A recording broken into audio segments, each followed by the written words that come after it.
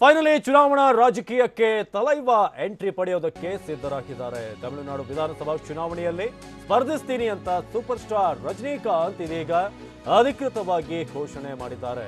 ಚುನಾವಣಾ ರಾಜಕೀಯಕ್ಕೆ ಎಂಟ್ರಿ ಪಡೆಯೋದಾಗಿ ಈಗ ಅನೌನ್ಸ್ ಮಾಡಿರೋದು. ತಮಿಳುನಾಡು ವಿಧಾನಸಭಾ ಚುನಾವಣೆಯಲ್ಲಿ ಸ್ಪರ್ಧಿಸುವಂತ ಇಂಗಿತವನ್ನ ಇದೀಗ ನಟ ರಜನಿಕಾಂತ್ ಸ್ಪರ್ಧೆಯ ಬಗ್ಗೆ ಚೆನ್ನೈನಲ್ಲಿ ಇದರ ಬಗ್ಗೆ ಘೋಷಣೆ ಮಾಡಿರೋದು. ವಿಧಾನಸಭಾ ಚುನಾವಣೆ ಏನು ಬರುತ್ತೆ ಅದರಲ್ಲಿ ನಾನು ಸ್ಪರ್ಧಿಸ್ತೀನಿ ಅಂತ ಹೇಳಿದ್ದಾರೆ. ವಿಧಾನಸಭಾ ಚುನಾವಣೆಯಲ್ಲಿ ರಜನಿಕಾಂತ್ ಸ್ಪರ್ಧೆ ಮಾಡೋದ್ರ ಬಗ್ಗೆ ಈಗ ಸ್ವತಃ ಅವರೇ ಘೋಷಣೆ ಮಾಡಿರೋದು.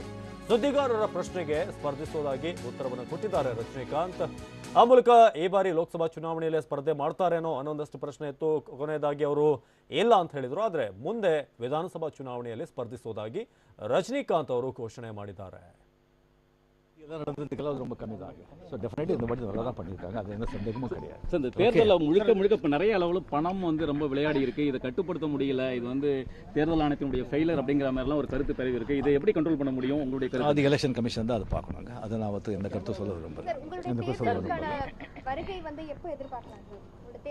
எப்போ சட்டமன்ற தேர்தல் வரும்போது அப்போங்க. 18 சட்டமன்ற தேர்தல் இப்ப முடிஞ்சிருக்கு.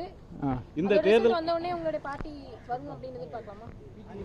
முடிவு வரட்டுங்க. முடிவு வந்த பிறகு நான் திமுக சொல்லியிருக்காங்க இந்த இடைத்தேர்தல் பிறகு முடிஞ்ச அப்ப இந்த தேர்தல் ரிசல்ட் வந்த உடனே தமிழகத்தில் ஆட்சி மாற்றம் வரும்னு சொல்லியிருக்காங்க. ஒருவேளை மீண்டும் ஒரு சட்டசபை தேர்தல் ஒரு சூழல் வந்ததுன்னா நீங்க உடனடியாக போய் கண்டக்ட் பண்றது நீங்க எதிர்கொள்ள தயாரா? எப்போ வந்தாலும் தயார். Okay, thank you.